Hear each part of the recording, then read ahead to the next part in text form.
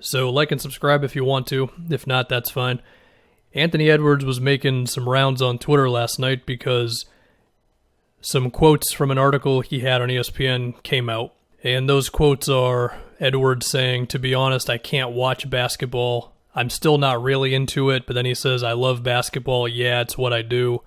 The person who wrote the article said he's not entirely convincing.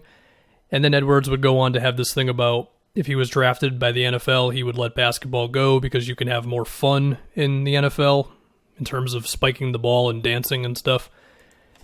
And the quotes don't look great, totally. But when you dive into the actual article and you put it all together, you're left with more of a sense of optimism. For one, Edwards' trainer for a long time, Justin Holland, says that Edwards is still a student of basketball. He breaks down clips of Bradley Beal's step back on his iPhone or Kyrie's crossover, James Harden's one-legged side step. So he's watching film. Although I would have loved to have heard if he was watching Kawhi play defense or something. Holland, the trainer, also said Edwards consumes basketball in short bursts. So take from that whatever you will. Holland, again, also said that Edwards needs structure, which is a big reason why he went to Georgia instead of going to perhaps a bigger college or playing overseas or whatever. Holland also says that Edwards still has some growing up to do, which totally understandable. The kid's, 19 years old or whatever. Now, there is another part of the article which I am honestly a little uncomfortable to even mention, but I feel like if I'm talking about it this much, there's no way I can avoid it.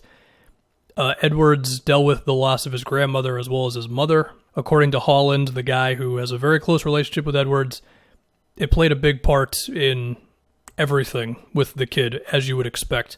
And then later on in the article, we get something from Edwards' coach at Georgia, Tom Crean, where he says Edwards will need hands-on coaching and veteran leadership, and Crean even says that scares him a little bit, that a team is going to have to put that much time into him and, I guess, providing that level of expectation day-to-day, professionalism, and that sort of thing.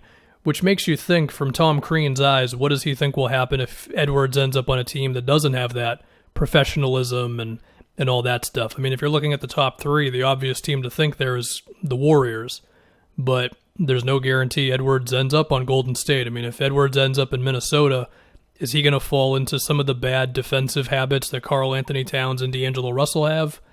I guess it's possible. Edwards himself has even said that he needs to focus more.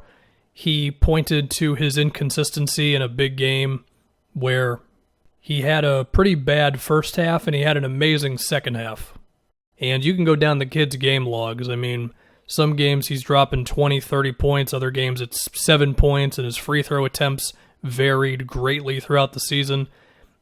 I mean, the idea with Edwards, I think we all get it by now.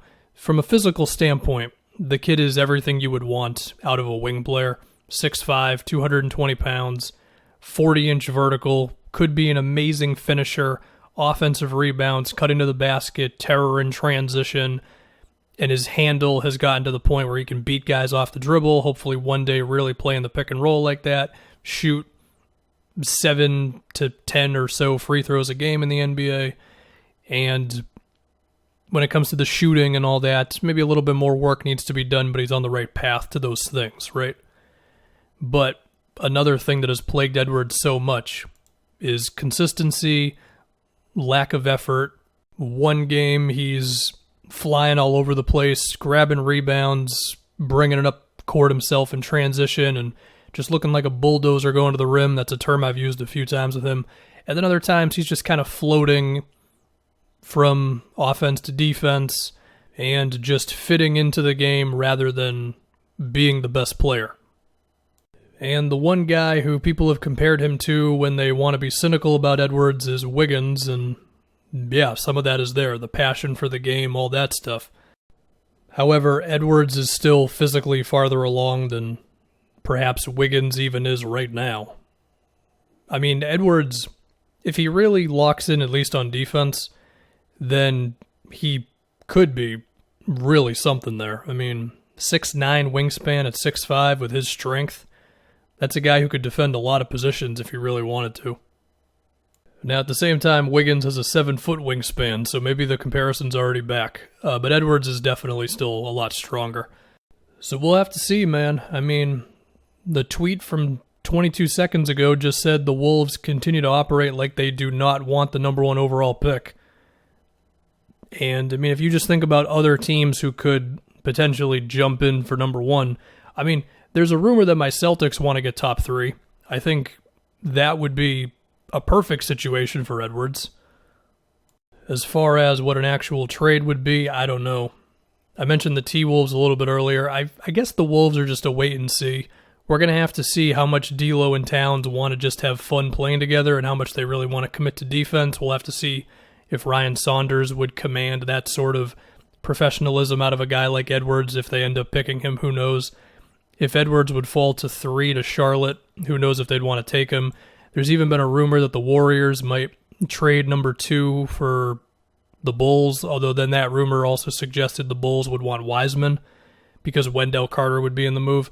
But anyway, for the sake of Charlotte, I mean, James Borrego seems like he's got a pretty good grasp on that team, and he seems like a guy that they want to hold on to for a while, unless I'm missing something obvious. If the Bulls ended up trading up and selecting him, which again, it doesn't seem like they would want him if they traded up, but perhaps, then that could be something. I think Billy Donovan is fine. Take that for whatever you will. I would like the chances of Donovan being able to have that structure with his coaching staff for Edwards to really develop. Whether the Bulls would take him given the way their roster is set up, I guess that's a little bit of a different question. There's rumors that the Knicks want to trade up into the top 5. They, of course, made a smaller move with Utah to get another pick a little higher in the draft, 27th, I believe. Could Tom Thibodeau be good for Edwards? I would like to think so. Now, whether the pressure of being in New York would freak out Edwards, I guess that could be a different question. I mean, you're talking about a kid who, again, chose to stay in Georgia as opposed to going to a bigger college or doing something a little more wild, and you just never know. Now, in the article, Edwards also said that he would love to get out of Georgia. I don't know how the Hawks should feel about that, although as far as I know, Atlanta has never been that connected to trading up in the draft. They could surprise us. I, of course, have gotten a couple things wrong already in the past couple days, like when I thought Hayward and insert however many picks you want would get Drew Holiday. So, we'll see with all this, but the main thing that keeps coming out from this article, besides the quotes of Edwards maybe not loving basketball as much as you would really, really want him to, is his trainer saying he needs structure, his coach at Georgia saying he's going to need veteran leadership around him, and he's going to need a place that's got that professional expectation. He didn't use those exact words, but yeah, that's the gist.